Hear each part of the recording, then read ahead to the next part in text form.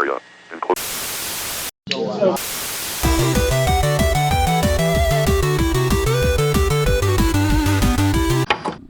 So, a bit of a cult classic this one, a really well-regarded platformer, actually developed in-house at Sega. Obviously they had that really cool link-up that they had with Disney, so many great games over the years on the Mega Drive.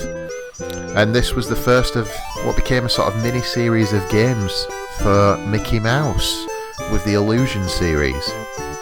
Castle of Illusion, here, which is from November 1990. Let's just think about that. 35 years old this year, this game. Lovely little storyline intro here. With, I believe, a witch called Mizrabel. I've never heard of her. And I am a Disney fan. I love going to Florida. I love Disney World. I love Disney movies. So, you know, call me a fake fan, but I don't know of this character. Very Castlevania, that, wasn't it? Almost Simon Belmont looking out on the castle. Of course, we will put the difficulty to easy if it exists. Let's have a look. Practice? Okay, so practice must be the easy. Let's go for a practice. Yeah, I remember this game. I think I rented it a few times, but I didn't own it. I confess, it's not a game I've like a great memory of or anything like that. Funnily enough, though, I do remember the remake that came out, I think in about 2015, something around there. That was on PlayStation, but that's probably just because of relative recency, I guess. I don't remember that particularly well either, if I'm honest. Let's see what we're doing. So we're jumping, we're bopping, we're probably going to die a lot. That's what we do. I have to say, first impression, what a charming looking game, can we just say? It's got an almost sort of painterly effect to it. Of course we're picking up apples, it's always apples. Always with the apples. And I can throw them, which is always a plus. Yeah, but I love the look of it. Really, really pretty, in my opinion. Especially for such an early Mega Drive game. Like 35 years old. And look at the character and the whimsy nature. Whimsical? Whimsy? Nature of Mickey's face. And the animation. I think it's a really solid looking game. Okay. You'd think you can jump on these things, but I've tried a couple of times now and it's not worked out well for me. Exit, right, okay. Relatively risk-free first level. I would hope I've got much more to do to save Minnie, but I am on easy, or practice, or whatever it was called. Charming would be what I would say as the overarching theme that I'm thinking from playing this at this point. From my research I did, I can see pretty standard really. It did go on to, you know, the other Sega platforms, the Game Gear and the Master System, but yet again was a totally different game, different levels, different, you know, items and weapons to use, that type of thing. Yeah, interesting. Obviously that seems to happen so often across the board really.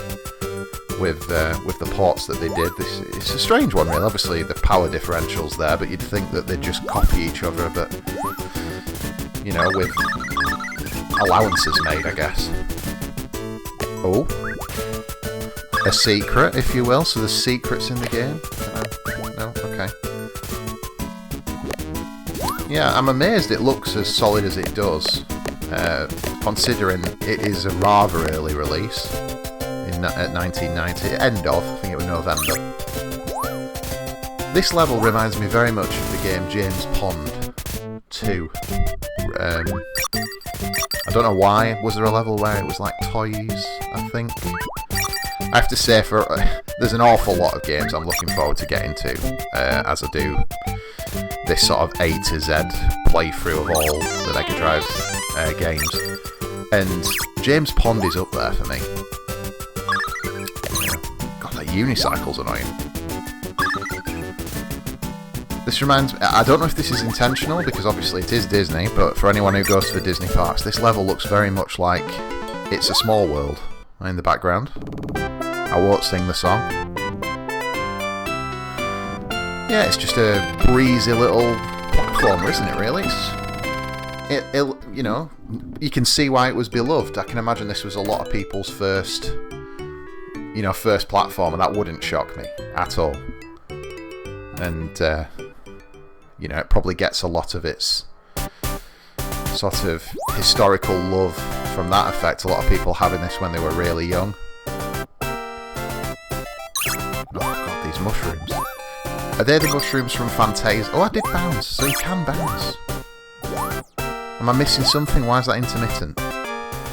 Yeah, I'm going to say these are the mushrooms from Fantasia. They look like it, don't they? See? Can I... Oh, see? Secrets. Hidden gems. There we go. So many mushrooms. I've run out of...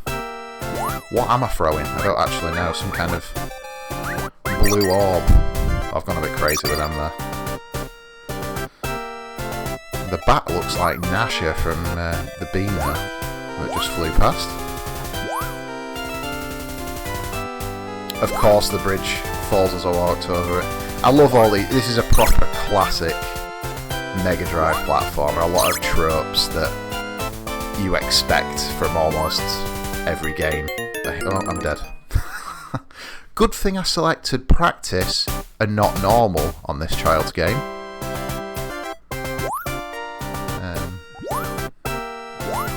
Okay, let's try and navigate these a little bit better this time.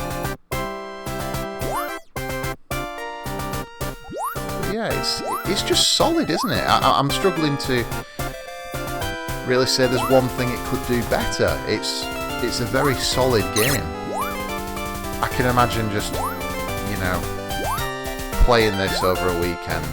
Sure, did I finish this? I genuinely don't know. I definitely rented it. I've referenced before the local video store I had near me, the Northern Video. They have loads of Mega Drive games, and this was definitely one of them, so I will have rented it. But, you know, I'm struggling to beat it at 38. How would I have done when I was 7 or 8? I don't know. That really puts into perspective the age of the game. Like I said, it's 35 years old in November of this year. I'm 38. But look at the look of it. The effort that's gone into the animation and the overall design and the feel of it. And you just think of like the low-hanging fruit of some games today. Maybe it's just me. They don't have this level of charm to me. Even with all the stunning visual effects and everything of the age. Okay, so I've just paid off the witch. Good job, you saved Minnie from the evil. Oh, so I've beat the game. Right, I've beat the game on easy. Wow.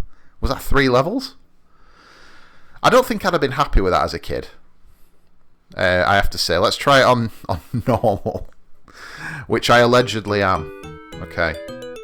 See if there's any difference to the levels. Yeah, that's a bit weird, isn't it? You finish the game on practice after 3 levels. You don't just play an easier version of the game. You physically... Unless the game is 3 levels long. Surely not. Let's see what the difference is. So far, so familiar, I would say. I recall this being exactly what we played. We'll have to see. Yeah, strange choice, because as a kid, would I then think, oh, I need to play it on higher difficulty to get more out of the game? I don't know, or whether I'd just be of the opinion, oh, I've beaten that. That was short. Yeah, interesting. It's an interesting decision. Okay, so I think I've worked out I can land on these heads by using my rear admiral. I've just got to land on my arse. So I can stop wasting my apples, perhaps. See, that's interesting, because in the practice, that was the end of that level, and now we've got a load of Deku trees coming towards us, what it looks like. So this bit is entirely new. This wasn't in practice.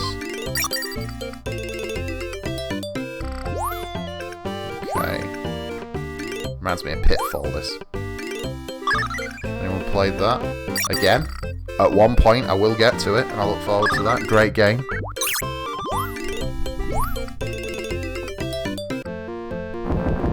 Oh my god, run away! Run away!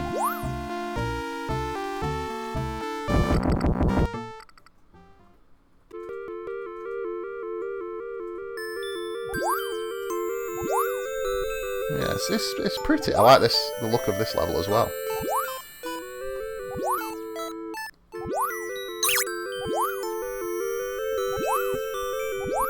With the little spider dudes.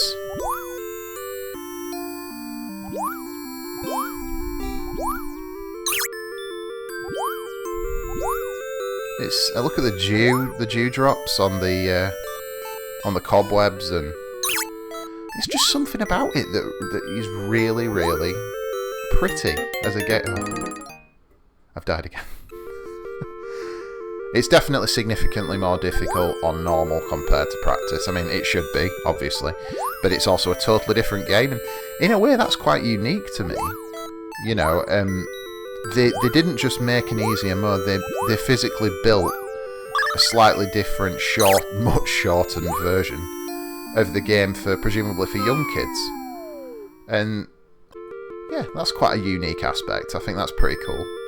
Because you know, parents of the day could have maybe bought this for their 2 kids, one who was 8, say, and one who's like 4, and they're both going to be able to get through the game on their own.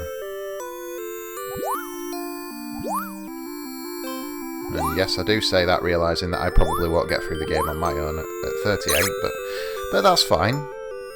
We have to bear in mind that I am merely giving my impressions of this. We've done it, we've got through.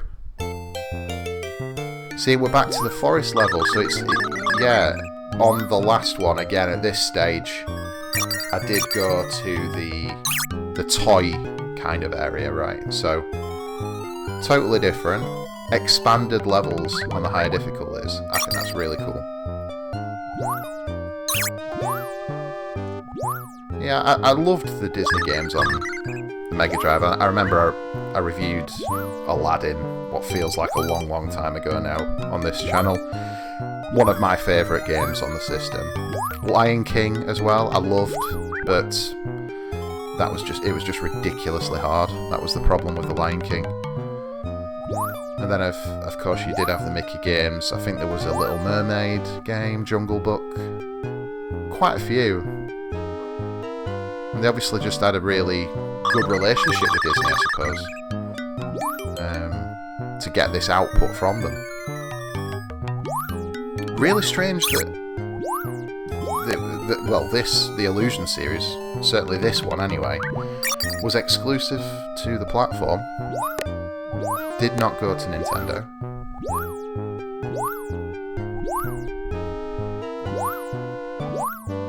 So, interesting. And it's interesting that out of the whole Illusion series, and I think there is 3 or 4 games, it's the original that has that sort of that love from people.